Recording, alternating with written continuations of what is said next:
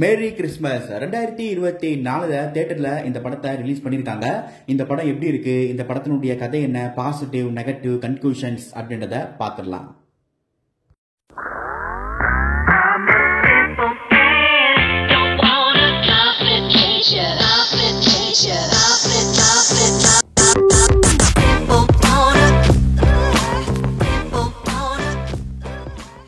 Merry Christmas கதைப்படி நம்ம hero 7 வருஷம் கழிச்சு பாம்பேக்கு வராரு.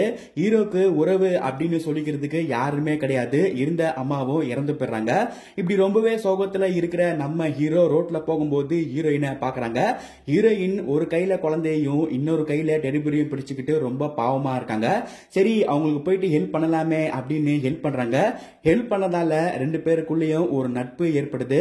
அந்த நட்பு தான் இவங்க 2 பேர் வாழ்க்கையும் புரட்டி போட போகுது அப்படின்னு அன்னைக்கு அவங்களுக்கு அப்போ தெரியாம போயிடுச்சு.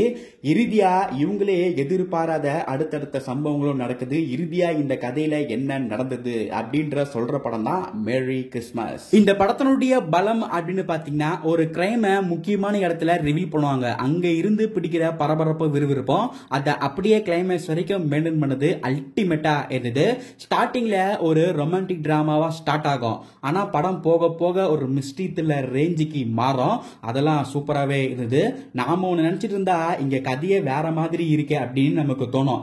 அந்த அளவுக்கு ஒரு கிரிப்பிங்கான திரைக்கதையை அமைச்சிருக்காங்க. திரைக்கதை தான் இந்த படத்துக்கு ஒரு மிகப்பெரிய பலமாவே பார்க்கப்படுது.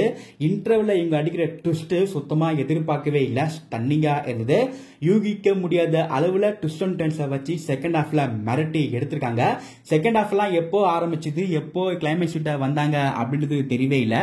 அந்த அளவுக்கு பரபரப்பாகவும் விறுவிறுப்பாகவும் சுவாரஸ்யமாகவும் இந்த படத்தினுடைய செகண்ட் ஹாஃபை கொண்டு போனது சூப்பரா இருந்தது. அது இந்த படத்துக்கான ஒரு மிகப்பெரிய பாசிட்டிவ். இந்த மாதிரி த்ரில்லர் கதைக்குள்ள பிளாக் காமெடியும் ஒர்க் அவுட் பண்ணிருக்காங்க. அதுவும் நல்லாவே ஒர்க் அவுட் இருந்தது. இது எல்லாம் இந்த படத்துக்கான ஒரு மிகப்பெரிய பாசிட்டிவ். பர்ஃபார்மன்ஸ் அப்படின்னு பேசும்போது விஜய் சேதுபதி அவர்களுடைய பர்ஃபார்மன்ஸ் டக்கரா இருந்தது.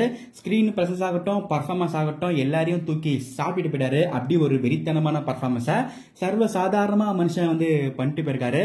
எமோஷன் காட்சிகள் ஆகட்டும், ஆக்ஷன் காட்சிகள் ஆகட்டும், எல்லாத்திலையும் புகுந்து விளையாண்டுருக்காரு. டைலாக் பேசுற விதமாகட்டும், நக்கலா பேசும்போது ஆகட்டும், அந்த பாடி லாங்குவேஜ் ஆகட்டும் அப்படின்னு எல்லாத்திலையும் மனுஷன் வழக்கம் போல டாப் டக்கரா பண்ணிட்டு போயிருக்காரு. கர்த்தனா கைஃபோடைய பர்ஃபார்மன்ஸும் அருமையா இருந்தது. விஜய் சேதுபதி அவருடைய பர்ஃபார்மன்ஸும் கர்த்தனா கைஃப் அவங்களுடைய பர்ஃபார்மன்ஸும் இந்த படத்துக்கு மிகப்பெரிய பலம், முதுகெலும்பு, சப்போர்ட் எப்படி வேணா சொல்லலாம். அப்படி ஒரு வெறித்தனமான பர்ஃபார்மன்ஸ் 2 பேருமே கொடுத்திருக்காங்க. இவங்களை தவிர்த்து சண்முகராஜன், ராதிகா சரத்குமார், ராதிகா ஆப்தே அப்படின்னு படத்துல நடிச்சிருந்த எல்லாருடைய பர்ஃபார்மன்ஸும் ஒரு சூப்பரான பர்ஃபார்மன்ஸையே கொடுத்திருக்காங்க.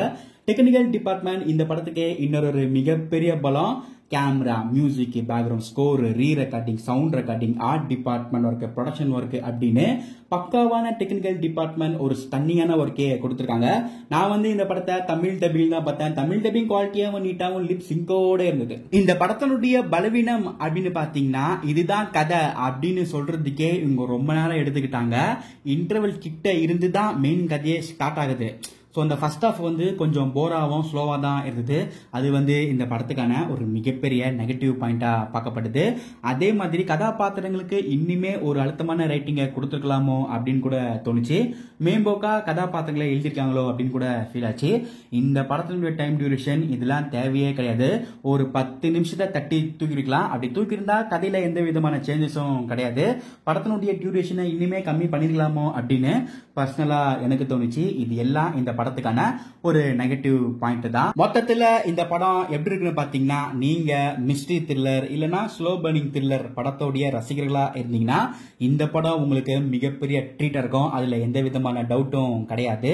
மற்றபடி ஜென்ரல் ஆடியன்ஸ் இந்த படத்தை பாத்தீங்கன்னா ஒரு நல்ல வித்தியாசமான த்ரில்லர் படம் பார்த்த திருப்தி கண்டிப்பா கிடைக்கும். ட்ரை பண்ணி பாருங்க. படத்தினுடைய தீமுக்காக குழந்தைக்கான படம் இது கிடையாது. மெச்சூர் ஆடல் மட்டும் பாருங்க. தியேட்டர்ல போயிட்டு பாருங்க.